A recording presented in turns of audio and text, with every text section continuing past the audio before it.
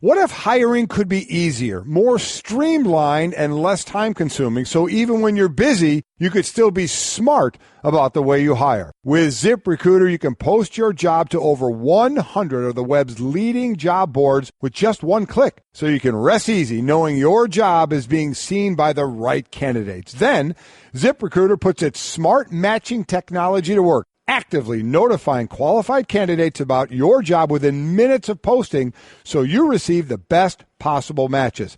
That's why ZipRecruiter is different. Unlike other hiring sites, ZipRecruiter doesn't depend on the right candidates finding you, it finds them. And it's no wonder 80% of employers who post on ZipRecruiter get a quality candidate through the site in just one day. ZipRecruiter, it's the smartest way to hire. Find out today why ZipRecruiter has been used by growing businesses of all sizes and industries to find the most qualified job candidates with immediate results. And right now, my listeners can post jobs on ZipRecruiter for free. That is right, free. Just go to ZipRecruiter.com/M&M. That's ZipRecruiter.com/M&M. One more time to try it for free. Go to ZipRecruiter.com/M&M. Considering home security? Consider this. For 140 years, ADT has helped stop more crime than any other home security company. The yard sign isn't just a sign, it's a line in the sand. It's no wonder 5 times more people choose ADT to protect their homes. Visit ADT.com to learn more. For license information and terms and conditions, visit ADT.com. This is the Best of Golic and Wingo podcast. Glad you are with us on this Wednesday morning on Golic and Wingo, whether it's on ESPN Radio or ESPN2 or on the ESPN app. We are presented by Progressive Insurance.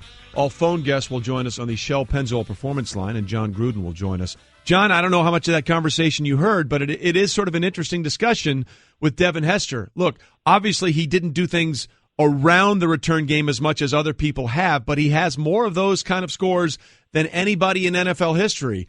In your mind, have you thought about the idea of maybe we have just someone who's specifically a returner of the football be eligible for the Hall of Fame?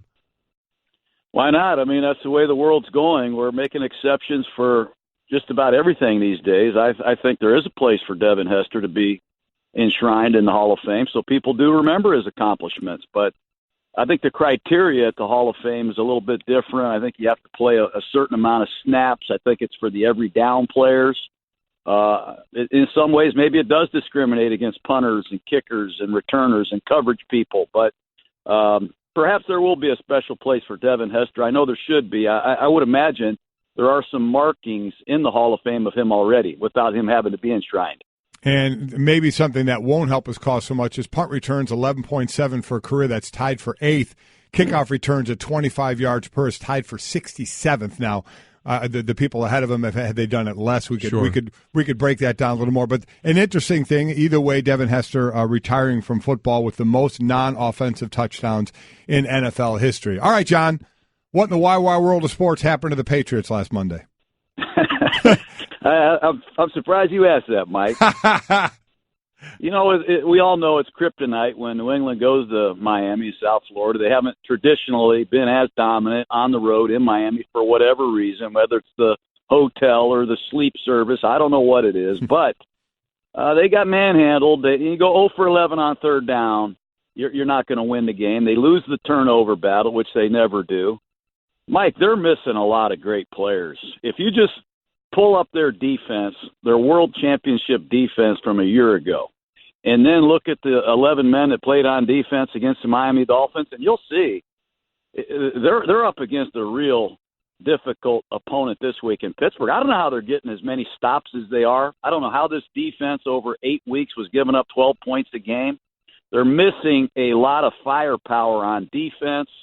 Rob Gronkowski not playing is a huge deal. I saw him struggle without Gronkowski on the road at Tampa earlier, and they weren't the same team in Miami without Gronk either. And they're missing Marcus Cannon, their right tackle. Mm-hmm. They're missing a lot of Patriots, and for that reason, they have struggled a little bit the last few weeks. Yeah, it's interesting, John. The last 2 games, even though they won pretty convincingly in Buffalo, the offense also seemed a little sluggish. It was the defense that sort of carried them through that game as they got after Tyrod Taylor, and he had to leave that game, and obviously they were limited when Nathan Peterman came in. But you look at the last two games, Brady has thrown 3 interceptions and 1 touchdown. Is it something that you're seeing in Brady, or the players that are around him that aren't there is a bigger concern for you? Well, the latter part of that is a bigger concern for me. I'm not concerned about Brady whatsoever. You know, you lose Gronkowski, that's one thing. Remember, they're missing Julian Edelman, who led their team in receptions a year ago. They're missing LeGarrette Blount, who had 18 rushing touchdowns, a franchise record. They're missing their right tackle, and they're missing most of their defense. I think they're going to continue to have to win some games unpatriot-like. They might have to win a couple ugly games like you're talking about against Buffalo on the road. But Tom Brady is still a great quarterback. I don't have any reservations about that. I've studied him enough, but they do need to find other ways, other players to get involved. And I think Josh McDaniels done a great job. They just did not have a good night against the Dolphins. Is there just a point, John, and because you have Tom Brady, they always get the benefit of the doubt. It's just like with Aaron Rodgers is on the field. Oh, well, they have Aaron Rodgers, so they have a chance. But at some point, do you just say, and maybe do we think the Patriots might be there even though they only have 3 losses, but we're talking about a Super Bowl championship or bust for them, that sometimes there's just too much to overcome with lack of talent on the field, maybe because of injury or whatever other reason? Yeah, I think that's the case, Mike. I mean, for us to think Tom Brady's lost it, I hear people saying Tom Brady's lost it, he's 40, he's over the hill. He had 3,700 yards and 26 touchdowns and 4 picks. He was ripping the league up. He was the MVP candidate, number 1 overall, if you ask me, on tape. He has a bad night without Gronkowski, and they're missing too many guys from last year's team right now. Hopefully Trey Flowers, Kyle Van Noy, Marcus Cannon, Rob Gronkowski, those are 4 big-time players now. Hopefully they come back and suit it up on the road against Pittsburgh, and that'll make things very interesting. Yeah, John Gruden with us here on Golic and Wingo. To that point, when the Patriots lost in the AFC Championship game to Denver that year, and the Broncos and Panthers made it to the Super Bowl, I think combined that year, the Broncos and Panthers had 17 players on injured reserve, and the Patriots had something like 21. So health is always going to play a part in this. But we now have, John, what could be an epic showdown Sunday in Pittsburgh with the Steelers getting Juju Smith-Schuster back after scoring 39 points and Ben passing for 500 yards without him. And now you get Gronkowski back for Tom Brady. Look, the question then becomes for this game, because of the Steelers' issues on defense and some of the things you alluded to with the Patriots and their holes on defense right now, and whether or not some of those players will be back. Is this game going to come down to who, for what could be, by the way, home field advantage in the AFC, essentially whoever has the ball last? Yeah, possibly. It sounds like a shootout to me. When you look at the Steeler defense, they're missing, obviously, Ryan Shazier, and you can't underestimate how great he was. He was a every-down performer. He was good against the run and pass, and he could chase down plays and make help prevent a long run. They're also missing Joe Hayden. I don't know if Hayden's going to be back. He's their best cornerback. And Mike Mitchell's been up and down with injuries at safety. Those are 3 key Pittsburgh Steelers. And, like I say, it's going to be a shootout. I do believe that. The Patriots are depleted on defense, but you have Ben Roethlisberger, Tom Brady, with all the chips on the table. You can't miss this game. I just got to say this. The winning edge to me for the Pittsburgh Steelers is their offensive line. I think if you really look deep from left tackle to right tackle, led by Mike Munchak, their great offensive line coach, I think the Steelers win it because of their overall dominance up front on the offensive line. I'm Monday Night Football analyst John Gruden joining us on the Shell Pennzoil Performance Line. Of course, coach winning a Super Bowl with Tampa Bay has them this Monday, the Falcons at Tampa Bay. Another big game is going to be the Carolina Panthers, who are sitting in a wild card spot right now against visiting Green Bay Packers, who are on the outside looking in, kind of a long shot to make the playoffs, but still have a chance. And here you are, John. I know we've asked you, and I've asked other coaches before as well, how you treat a injured player coming back, and in this case, Aaron Rodgers. So he's cleared medically to go. Is that all you need to hear as a head coach if you're kind of still in the playoffs? How do you decide how you want to use Aaron Rodgers, or is it clearly just if the medical staff says he goes, he goes? Well, you have to ask, obviously, the doctors if that's the case. And if it is the case, you go right to Aaron Rodgers and ask him what he feels. How prepared are you? How do you feel about going out here after missing a lengthy period of time? Bad weather games, big games on the road, et cetera. Have a great conversation with him. And also, you got to take a good look at how he's looked on the practice field. All I've heard is raving reviews of him throwing the ball on the practice field with his teammates. The electricity goes way up when number 12 walks in the building and is a green light go. But I'm going to go with Aaron Rodgers. If the doctors say so and A-Rod says, hey, I want to play, I say let's go play and make the playoffs. Even if we have to back in like we did last year, they went all the way to the NFC Championship by rallying late, and they got to have Rodgers.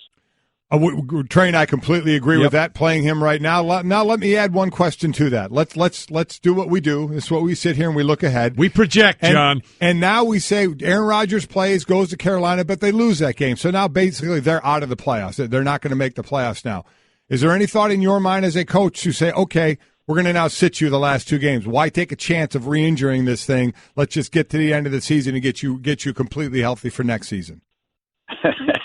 I think you're dealing with the wrong man. I think you're dealing with the wrong cat. When you get on the airplane, and I remember asking Derek Brooks after we clinched the NFC South after our 15th game, I said, Derek, next week's game means nothing. The seeding means absolutely nothing. Why don't we sit you down? You played a lot of football. He looked at me like he was going to beat me up. These guys want to play. These guys love to play. Their signature, their defining moments are on the grass with their teammates.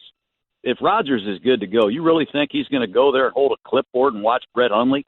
I doubt it. Well, let's put you squarely in the Herm Edwards camp, then. You play to win the game. There you go. There you go. So John and Herm are cut from the same cloth. Yeah, there's no question. Good. There's no question about it. All right, so we've hit you with a lot of football questions here, but there was an interesting note in the Monday night game. We saw you sitting together with Guy Fieri, the chef, and making some of those Cuban sandwiches and inhaling them, by the way. How much fun was that for you? Hey, you got no idea. If you can get Guy to come to ESPN and cook for you guys, he is really some kind of character and a great friend. I've become really good friends with Guy. I got to go down to South Florida yesterday in Havana, and we went and filmed an episode of Diners, Drive-Ins, and Dives. I got to sit in the 1968 car that he drives around. It was awesome. I got to help cook some Cuban sandwiches, and we just had a blast. He's an upbeat football fan, big Raider fan, and that was a heck of a sandwich. I had a hard time wrapping my mouth around that thing. Oh, it looked good. I was about to say Golic was drooling. Would have loved it. Oh, Golic would love. Golic, you would love hanging out with Guy. Oh, I want to so badly. You and Guy Fieri, you guys would be. Now you might have to go back to your Notre Dame days when you were really eating. You got all these Slim Fast commercials. Now you're looking too good. And I would love to be. I love that show, Diners, Drive-Ins, and I love that show. I think it's a great show, and I would have loved to try that sandwich. There's no doubt about that. Well, look, a sandwich for you this past Monday, and a real big honor for you, John, coming up this next Monday. You're going into the Bucs Ring of Honor in the Monday night game when the Bucs welcome in the Falcons. What does that mean to you, my friend? Yeah, my dad coached with the Bucs. I've been with this franchise really since 1982. My dad worked for John McKay. My dad drafted Steve Young. He drafted Bo Jackson, although they didn't work out.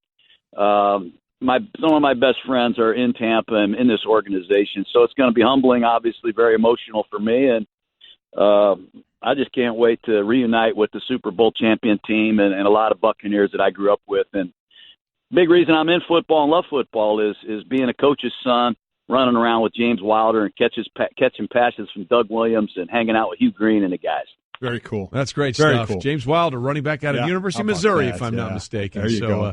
John, congratulations. By the way, I love the fact that we had you talking about Guy Fieri, so you can actually say, I love that guy. Which is the John Gruden. I love that guy. The John Gruden I love catchphrase. that guy. Absolutely. And, John, we're thrilled for you we are. for the Hall of Fame. Congratulations. After the season's over, I know we'll get together and talk about the draft, which is going to be a lot of fun. A lot of quarterbacks, John, might go in the first round of this draft, which makes it very interesting.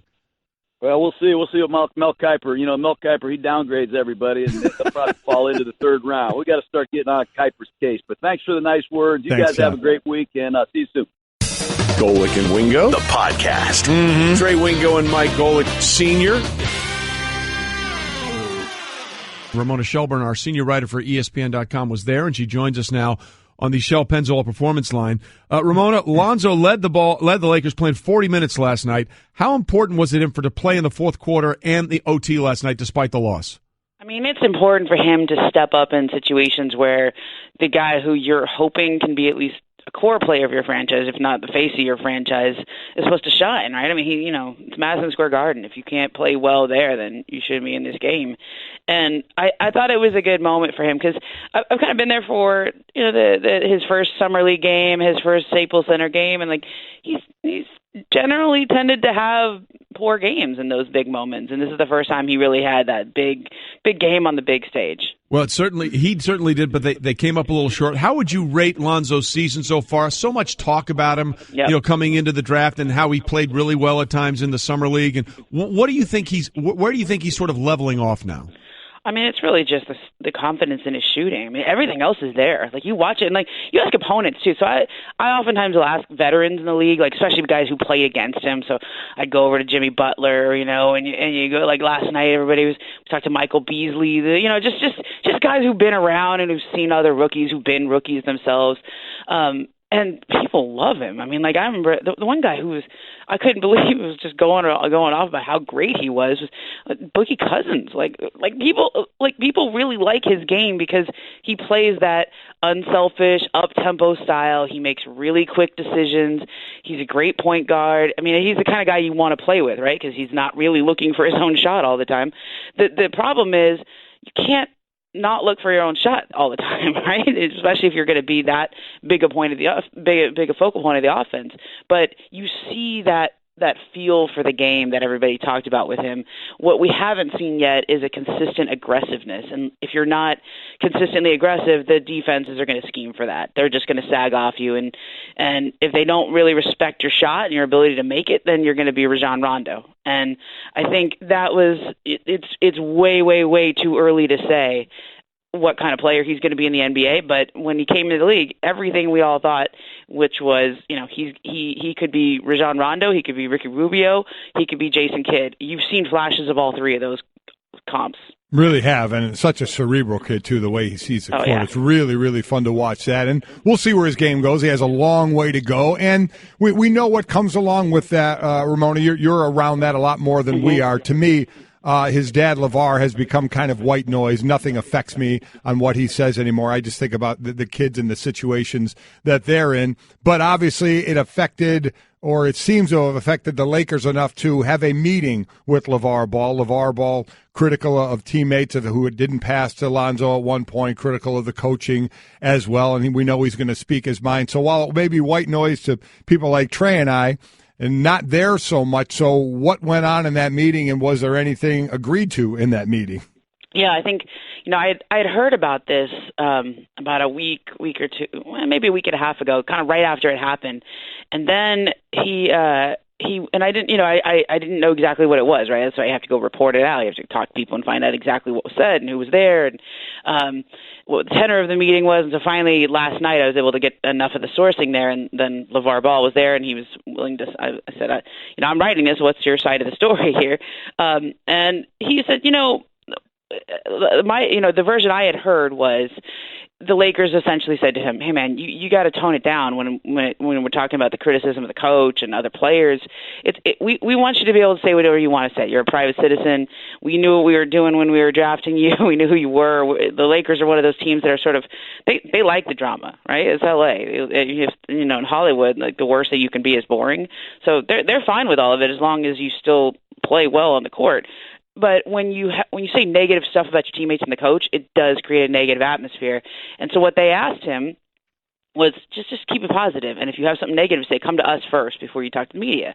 And last night when I asked LaVar about it, he said, "Yeah, that's about right. That's about right. I mean, don't get it twisted though. This was a really good thing that they talked to me, and I felt really good about that. And the lines of communication were open, but I'm still going to say what I'm going to say because I've been coaching Lonzo his whole life, and I know what makes my son tick, and I know how to get the best out of him. So I might plant some seeds sometime still." So was anything settled?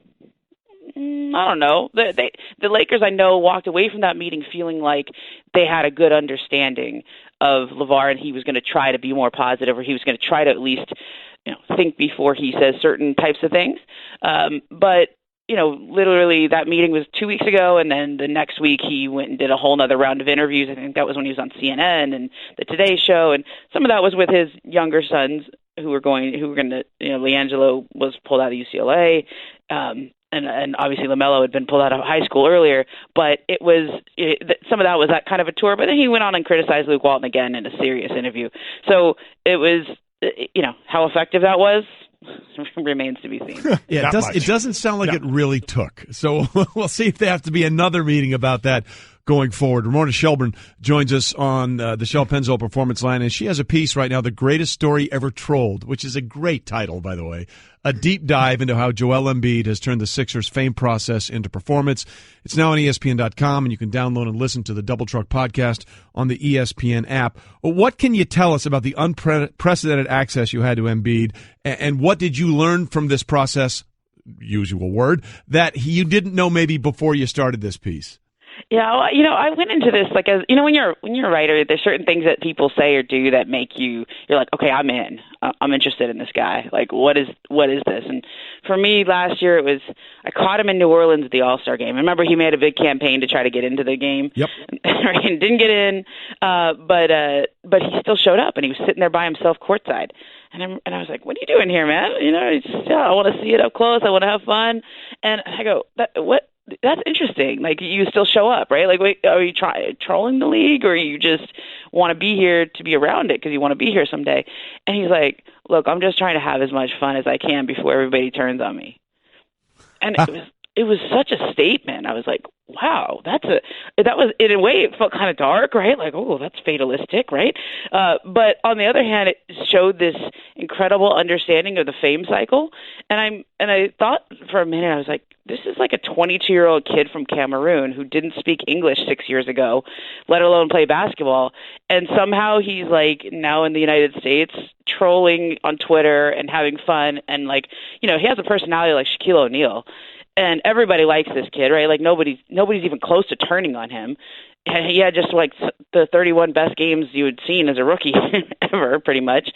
And he says something like that, and I was like, how do you understand the fame cycle of like where we build you up and tear you down and then build you back up again after you feel bad? How do you get that?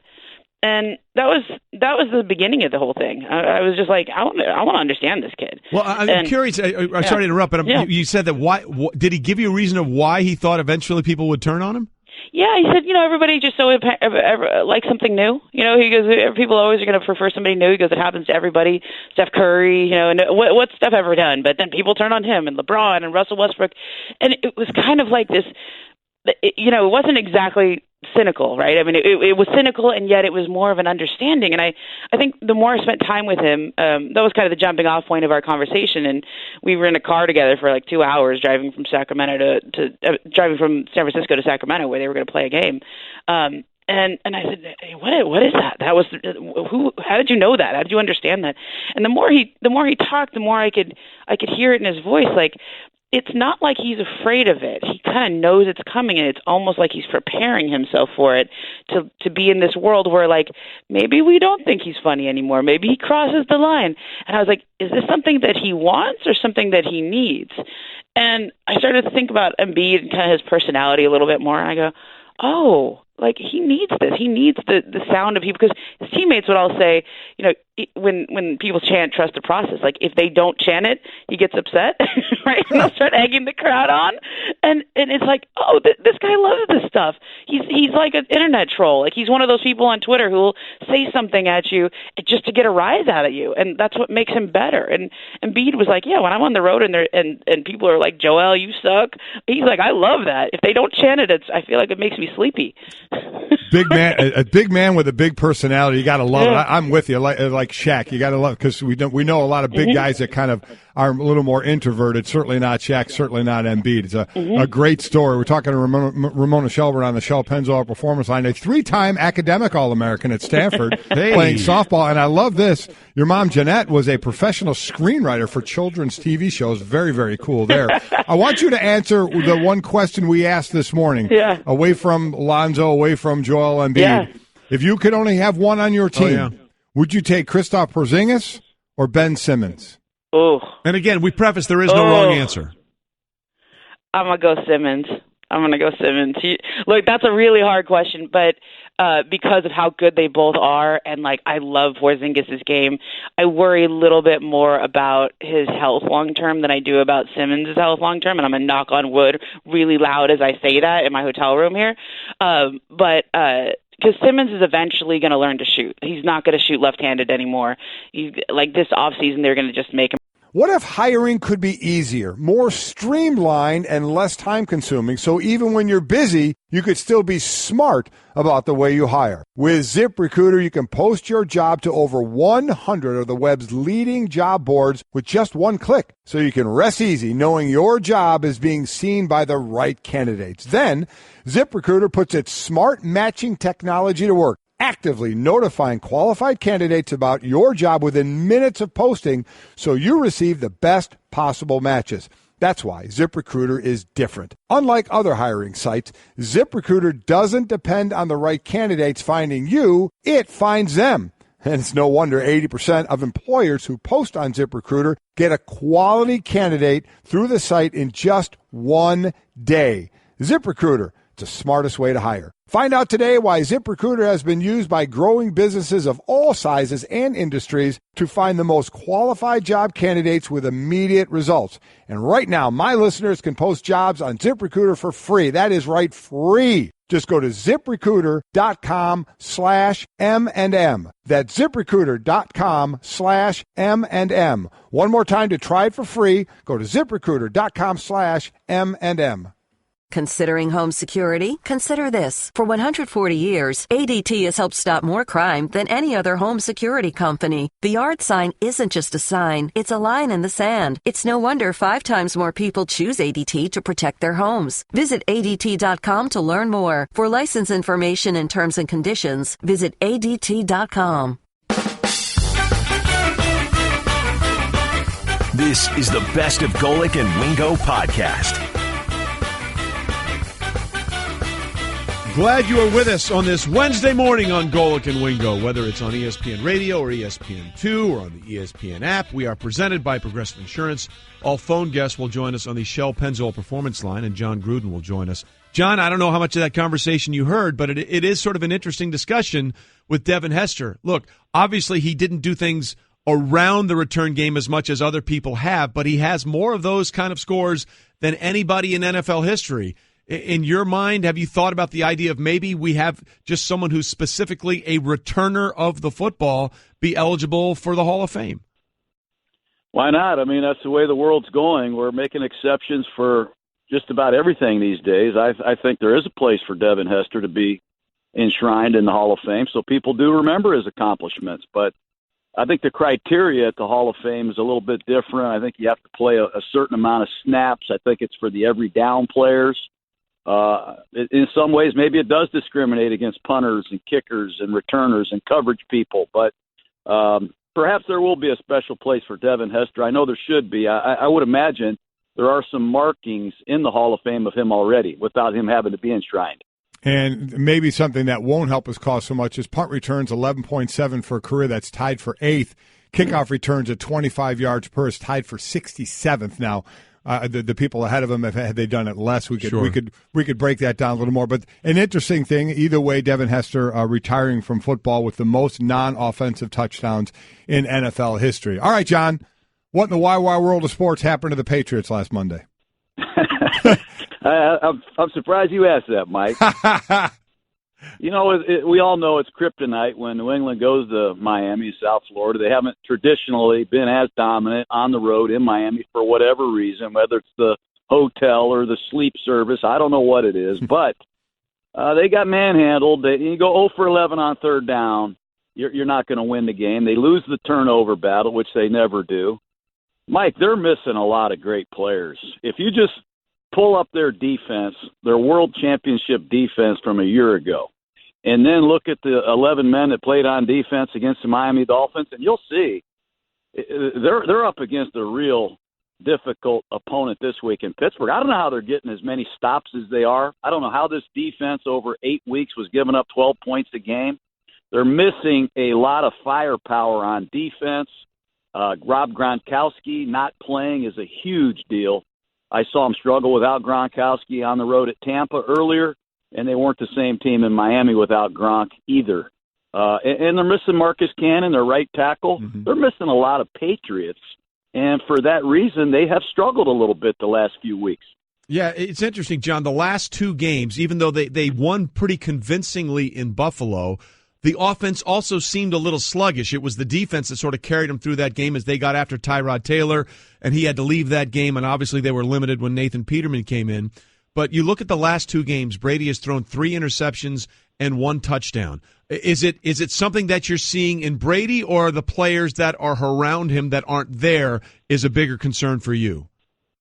Well, the latter part of that is a bigger concern for me. I'm not concerned about Brady whatsoever. You know, you lose Gronkowski, that's one thing. Remember, they're missing Julian Edelman, who led their team in receptions a year ago. They're missing LeGarrette Blount, who had 18 rushing touchdowns, a franchise record. They're missing their right tackle, and they're missing most of their defense. I think they're going to continue to have to win some games unpatriot-like. They might have to win a couple ugly games like you're talking about against Buffalo on the road. But Tom Brady is still a great quarterback. I don't have any reservations about that. I've studied him enough, but they do need to find other ways, other players to get involved. And I think Josh McDaniels done a great job. They just did not have a good night against the Dolphins. Is there just a point, John, and because you have Tom Brady, they always get the benefit of the doubt. It's just like with Aaron Rodgers is on the field. Oh, well, they have Aaron Rodgers, so they have a chance. But at some point, do you just say, and maybe do we think the Patriots might be there even though they only have 3 losses, but we're talking about a Super Bowl championship or bust for them, that sometimes there's just too much to overcome with lack of talent on the field, maybe because of injury or whatever other reason? Yeah, I think that's the case, Mike. I mean, for us to think Tom Brady's lost it, I hear people saying Tom Brady's lost it, he's 40, he's over the hill. He had 3,700 yards and 26 touchdowns and 4 picks. He was ripping the league up. He was the MVP candidate, number 1 overall, if you ask me, on tape. He has a bad night without Gronkowski, and they're missing too many guys from last year's team right now. Hopefully Trey Flowers, Kyle Van Noy, Marcus Cannon, Rob Gronkowski, those are 4 big-time players now. Hopefully they come back and suit it up on the road against Pittsburgh, and that'll make things very interesting. Yeah, John Gruden with us here on Golic and Wingo. To that point, when the Patriots lost in the AFC Championship game to Denver that year, and the Broncos and Panthers made it to the Super Bowl, I think combined that year, the Broncos and Panthers had 17 players on injured reserve, and the Patriots had something like 21. So health is always going to play a part in this. But we now have, John, what could be an epic showdown Sunday in Pittsburgh with the Steelers getting Juju Smith-Schuster back after scoring 39 points and Ben passing for 500 yards without him. And now you get Gronkowski back for Tom Brady. Look, the question then becomes for this game, because of the Steelers' issues on defense and some of the things you alluded to with the Patriots and their holes on defense right now, and whether or not some of those players will be back, is this game going to come down to who, for what could be, by the way, home field advantage in the AFC, essentially whoever has the ball last? Yeah, possibly. It sounds like a shootout to me. When you look at the Steeler defense, they're missing, obviously, Ryan Shazier, and you can't underestimate how great he was. He was a every-down performer. He was good against the run and pass, and he could chase down plays and make help prevent a long run. They're also missing Joe Hayden. I don't know if Hayden's going to be back. He's their best cornerback. And Mike Mitchell's been up and down with injuries at safety. Those are 3 key Pittsburgh Steelers. And, like I say, it's going to be a shootout. I do believe that. The Patriots are depleted on defense, but you have Ben Roethlisberger, Tom Brady, with all the chips on the table. You can't miss this game. I just got to say this. The winning edge to me for the Pittsburgh Steelers is their offensive line. I think if you really look deep from left tackle to right tackle, led by Mike Munchak, their great offensive line coach, I think the Steelers win it because of their overall dominance up front on the offensive line. I'm Monday Night Football analyst John Gruden joining us on the Shell Pennzoil Performance Line. Of course, coach winning a Super Bowl with Tampa Bay has them this Monday, the Falcons at Tampa Bay. Another big game is going to be the Carolina Panthers, who are sitting in a wild card spot right now against visiting Green Bay Packers, who are on the outside looking in, kind of a long shot to make the playoffs, but still have a chance. And here you are, John. I know we've asked you, and I've asked other coaches before as well, how you treat a injured player coming back, and in this case, Aaron Rodgers. So he's cleared medically to go. Is that all you need to hear as a head coach if you're kind of still in the playoffs? How do you decide how you want to use Aaron Rodgers, or is it clearly just if the medical staff says he goes, he goes? Well, you have to ask, obviously, the doctors if that. And I'm excited for him. I'm happy that he's back out on the field playing, and I think that him coming to the realization that what he was doing was going to kill him before it helped him. And now he's making the right steps to get himself back out on the field and ball out. Let's hope that, I mean, he's been getting a few chances. Let's hope, it sticks and he has way more life to live than football. And God knows he's an unbelievable talent on the field. Let's just hope off the field goes well for him as well. As far as your position, the quarterback position, RG3 joining us again, Heisman Trophy winner at Baylor, Pro Bowler 2012, Rookie of the Year in 2012. So coming from college to pros, it obviously worked well for you, that transition. Right. How do you look at the quarterbacks now? They're talking about the possibility of maybe 5 in the first round, from bigger guys like the Darnolds and Rosens and Allens to the Baker Mayfields, a little smaller on the smaller size, of how they transition to the NFL and how the NFL helps them transition. Can you take us through where that is now? I think it all depends on where you land. I think it all depends on what coach you end up with. You look at Carson; they said he needs a big pocket to throw the ball, and Philly put together an offense for him that allowed his talents to be showcased. Baker Mayfield's a shorter guy, but I'm a strong believer in if you have success in the college level, you can be successful in the pros. It's all about getting in the right situation, getting with the right team, and I think whatever teams draft these guys, they got to be sold on them. You can't draft a guy and have half the organization not like him and half the organization love him, especially if you're going to give up picks or draft him high in the first round. But these teams, they'll figure that out. I think when you have split organizations, things, can go downhill extremely fast. But they're all talented players, and I know when they get into the league, they'll be very excited, and it's a dream come true for them. Golic and Wingo, the podcast. It was all sort of one big giant Jell-O mold. It's very interesting where that went. You know who's more of our age bracket? Who's that? The bread truck. Yes, he is. And Charles Barkley, TNT NBA analyst, joins us now.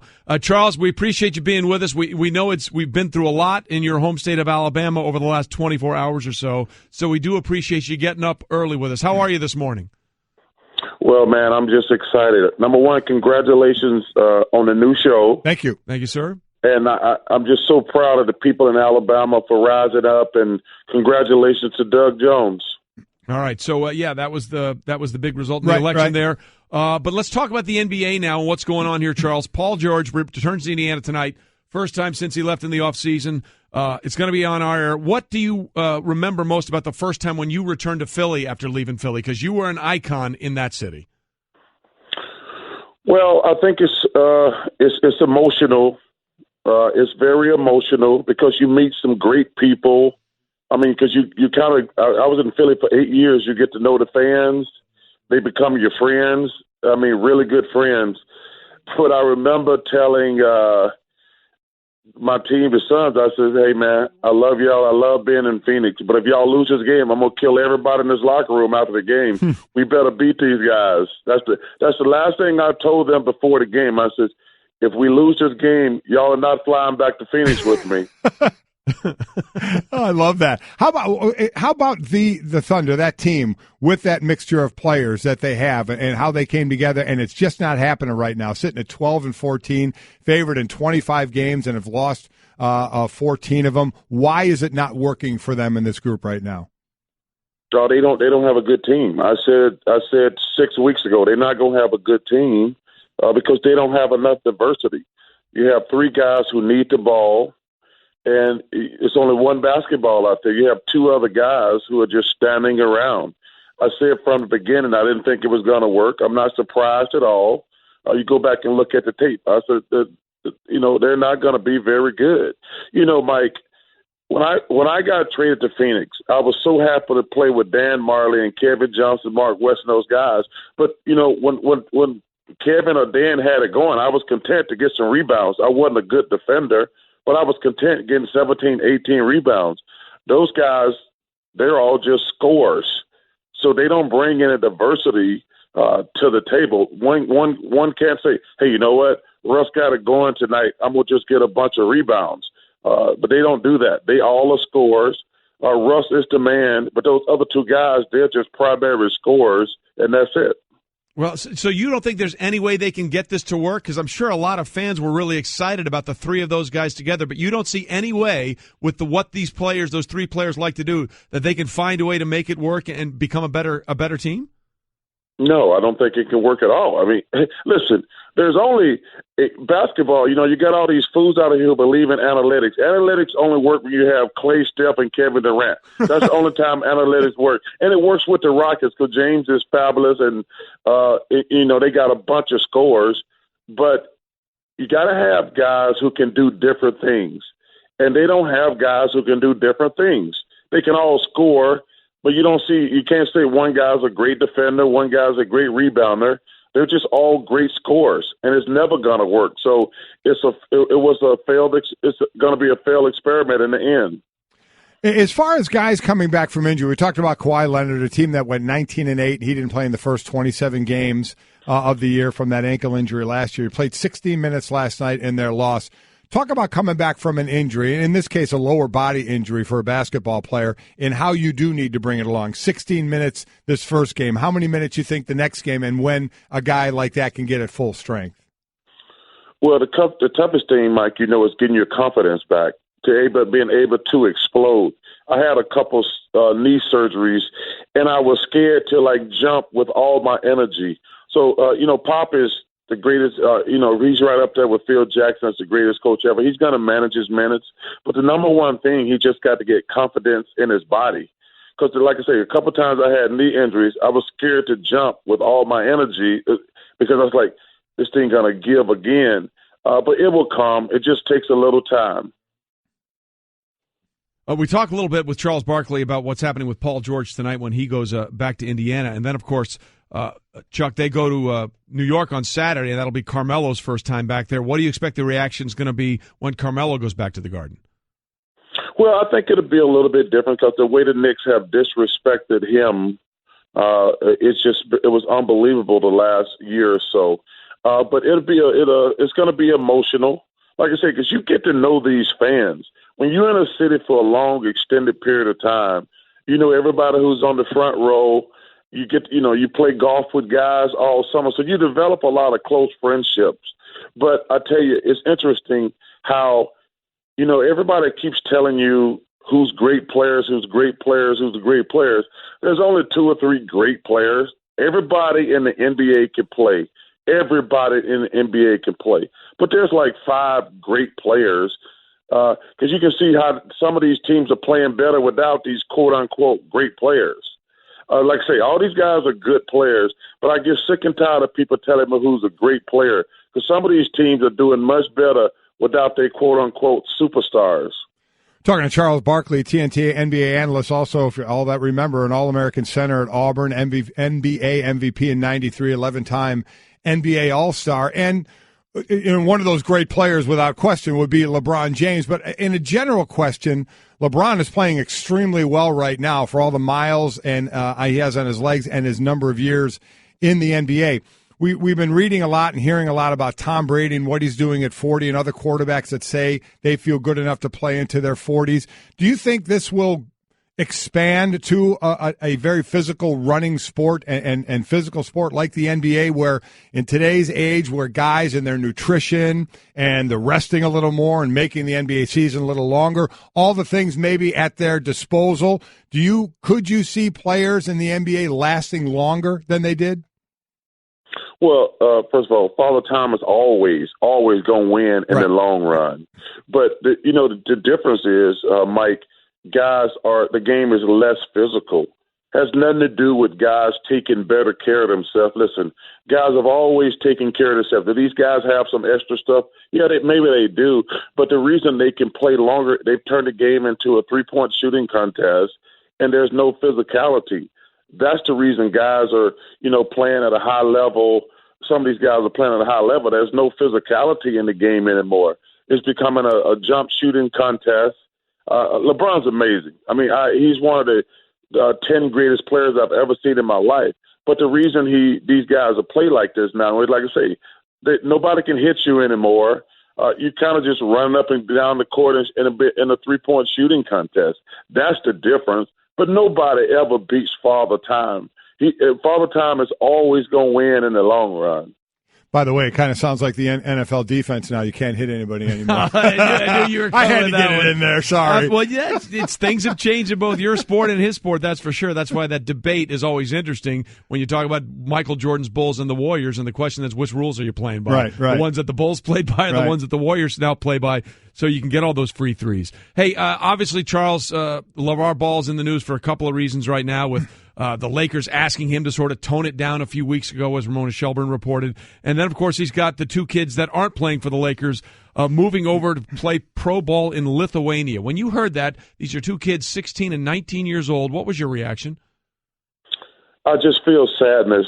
That the media, CNN, ESPN, has given this guy a platform. He represents everything that's bad about sports. It's all about him. I just feel bad for those kids because, everybody talk about he might be a good father, this and that. No, he's not. He's just exploiting his kids. His kids, I love the kid playing for the Lakers. I don't know the other two kids. He's all about big baller brand. He has no foreseeable talent. He's trying to make money on his kids. And I just feel sadness for those kids because they're going to do whatever he tells them to do.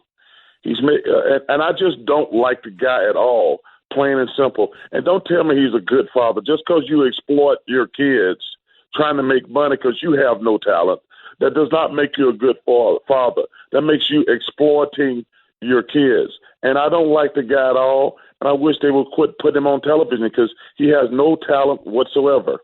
The one thing that we talk about whenever we bring that up is, well, hopefully the kids can make something out of it. Lonzo Ball is already, showing some great signs, obviously, in the NBA. So let's talk about it from the basketball side of where they're going. They're going to go play, obviously, overseas, so that means they're not playing the one who's in high school, ain't going back to high school, can't go to college. The college kid can't go back to college. So this is their lot right now.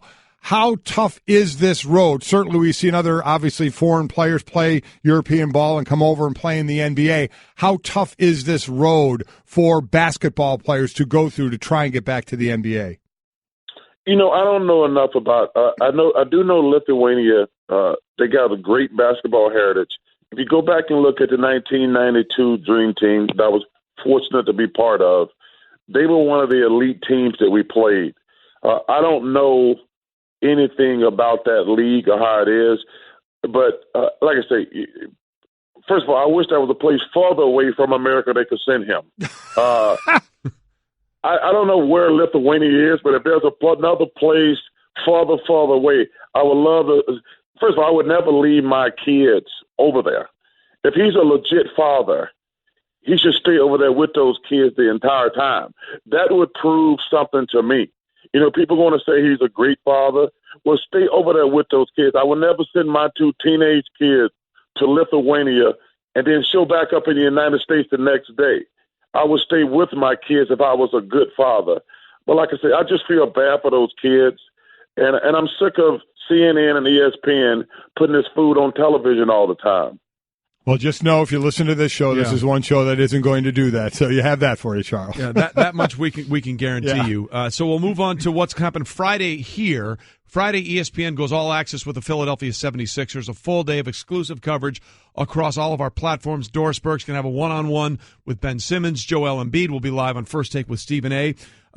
They're still missing Markelle Fultz, the top pick from this year. But when you see Embiid and Simmons out there, where is the ceiling for this Sixers team as you see it right now? What did Michael Jordan say a few years ago? The ceiling and is everybody the roof. made fun of it. Yeah, the ceiling is the roof. the ceiling is the roof. They got no ceiling. Those two kids, I think they're both tremendous people. I love what the Sixers are doing. I think they got a bad rap the last few years when people said they were tanking. I don't think they were tanking. I think they were just trying to build through the draft, and the two best players in the draft just got hurt. I think if you look at it realistically, if Embiid had played or Simmons had played, they would have been 20 games, maybe 30 games better. And I think they got a bad rap of being accused of tanking. And let me tell you something, the Sixers for the next they're not going to win a championship this year or next year, but they're going to be perennial contenders for the next. If both of those kids stay healthy, they're going to be perennial contenders for the next 10 years in about 3 years. Charles, we put on a poll question at Golic and Wingo on our Twitter page. Who would you rather have right now? Would you rather have Porzingis right now or Ben Simmons right now? Ooh, man. We got Charles double clutching. This is good. This is good. By the way, it's 51. I won't tell you who it's in favor of, but right now the vote is 51-49, so it's that close to everybody. We got a lot of votes. Hey, let me tell you something. That's one of the best questions ever. Man, you know what? that's kind of like if somebody asks you, do I want Halle Berry or J-Lo? I don't care. I got the second pick in the draft. I'm good. I'm good. Yeah, the vote is 51% Porzingis, 49 Simmons. I would take Simmons. I mean, they're both freaks, but man, the last big point guard we were talking about like that was Magic Johnson. That worked out pretty well, and this kid is just a freak. I would take both of them. I'm with you on that, but man, that's two kids with really bright futures. You know, the reason I might go for Porzingis because he's a better scorer. I mean, because Simmons going to have to improve his jump shot and his free throws. I mean, I watched that Hacker Simmons about 2 weeks ago when he shot 24 free throws in one quarter, right, and they turned a 30-point lead into a nail-biter. He's going to have to improve his offense. That's the only difference why I might take Porzingis, but it's very close. Well, it certainly is, and like to that point, the shooter is usually what you're looking for, and the three is more than two. We've seen how that works out with Golden State. Charles, we appreciate you being with us this morning. Thank you, my friend. Thanks, Charles. Hey guys, keep up the great work, and congratulations on the new show. Thanks, man. Appreciate it. Golic and Wingo, the podcast. Let's not expect too much. There's only one person out there that's expecting way too much out of this guy too early. We know who that is. It's his father.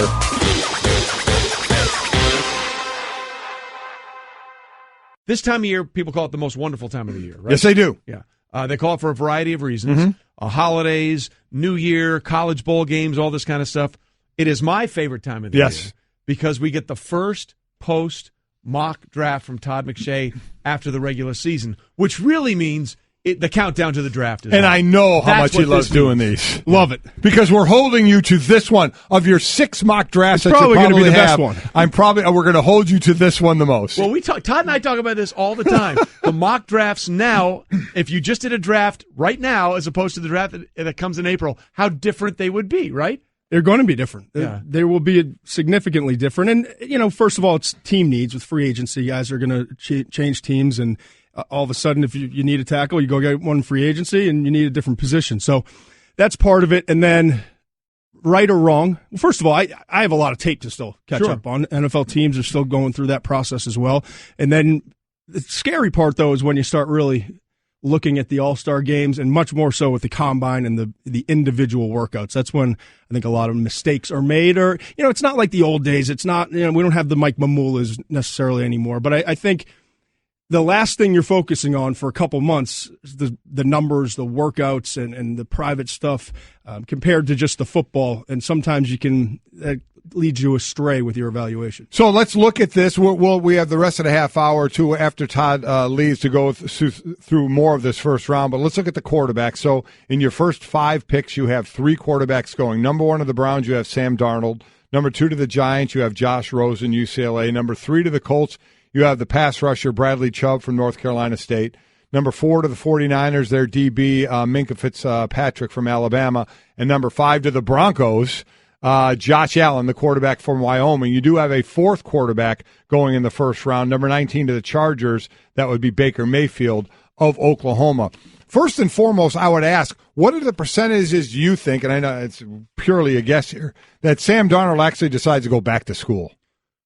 I would guess maybe 70-30 that he's going to leave at this point, and 30 is a pretty high percentage considering he just has a tough decision to make. I mean, let's just be honest. If he goes back to school, I think it will benefit him for the long term.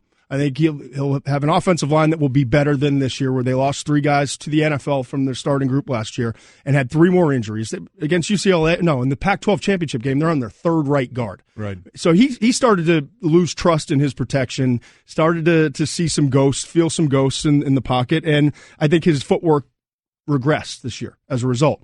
He still can be the Sam Darnold that we've seen, that we saw last year, and we saw a little bit more of towards the end of the season this year. His receivers were really young, and they got and they developed as the season went on, and the rapport got better. So he started to play good football the second half. The last 5 games, if you look at it, I think it's like 9-2 touchdown interception ratio, 64% completion. So he's playing better, but I think he'll be in better shape to succeed in the NFL if he goes back to school for another year. But so was Trubisky, and he still went because the money was How do you turn down $20+ million? Well, listen, Michael Vick wasn't ready to come to the NFL, but you're not getting higher than the number 1 pick, so you're going to go. So it'll be interesting to see if he leaves, then it's not nearly as deep a class as we think. But right now, you get Darnold, Josh Rosen, who I think is the most polished quarterback of the group. Oh, you do? Yes. I think he is the best thrower of the group. Yeah, I think it's okay. And you know what? If it wasn't clear, the apples to apples comparison, that USC UCLA game really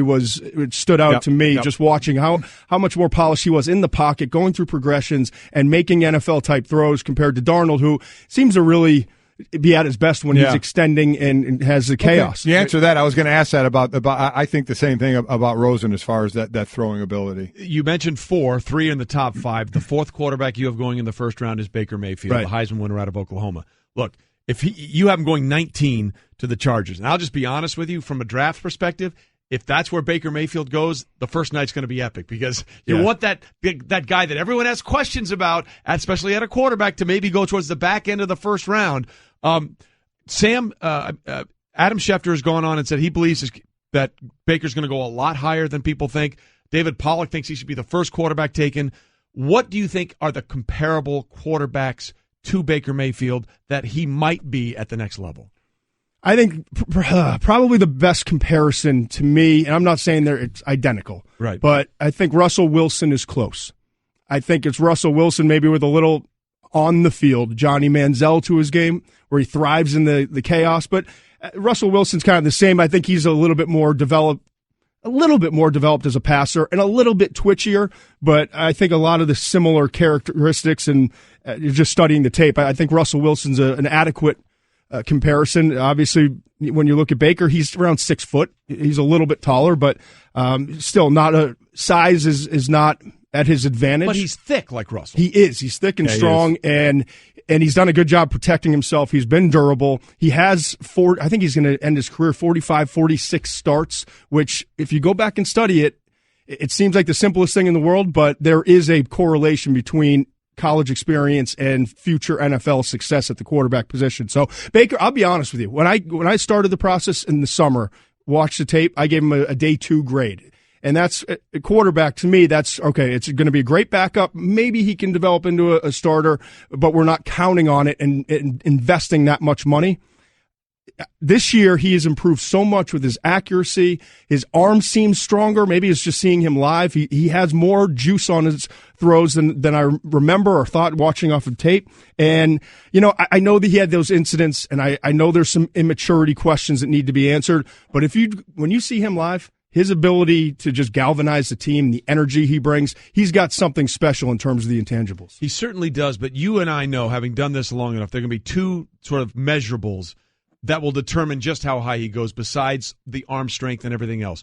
One's going to be the speed. Is he going to have the same speed close to Russell in the 40 time? Because Russell is elusive because he's a little faster than people think. So I will be curious to see exactly what Baker's 40 time is going to be because of the way he plays. And the other thing that not many people talk about, but is going to be a huge thing, is hand size. Do we know what his hand size is yet?